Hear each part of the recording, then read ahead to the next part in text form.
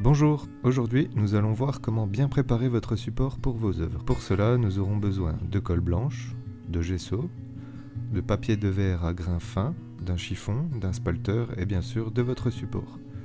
Pour moi, une plaque de bois. Préparer ainsi votre support n'est pas toujours obligatoire, mais cela permettra une bien meilleure conservation de votre œuvre et va améliorer le confort de peinture. Préparer votre support se fait en 3 étapes simples. Lorsque vous achetez un châssis entoilé blanc dans le commerce, la toile est déjà encollée et enduite de gesso. Nous allons donc commencer par l'encollage. Vous pouvez d'abord, si nécessaire, poncer votre support.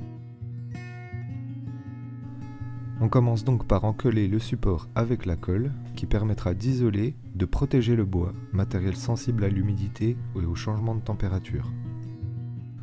Je vais donc passer plusieurs couches fines de colle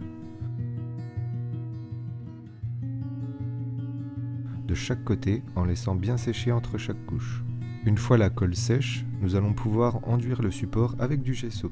Le gesso est un après tout support non gras et toute technique, huile, acrylique, etc. On peut l'appliquer sur de la toile, de la pierre, du bois, du plâtre. Il est parfaitement opaque, mat et ne jaunit pas. Il rendra la surface lisse et non poreuse, ce qui permet d'utiliser moins de peinture. On applique le gesso en croisant. On passera plusieurs couches, au moins 2, en laissant sécher quelques heures entre chaque couche. Une fois sec, je vais poncer pour obtenir une surface lisse. Je dépoussière grâce au chiffon et je peux appliquer la couche suivante de gesso. Recommencer l'opération ponçage-dépoussiérage et mon support est bien protégé et prêt à être peint. Le gesso peut être mélangé avec des couleurs acryliques. Il est disponible prêt à l'emploi en blanc, en noir ou en transparent. Vous pouvez également l'appliquer au couteau pour obtenir des reliefs, le mélanger par exemple avec du sable pour obtenir de la texture.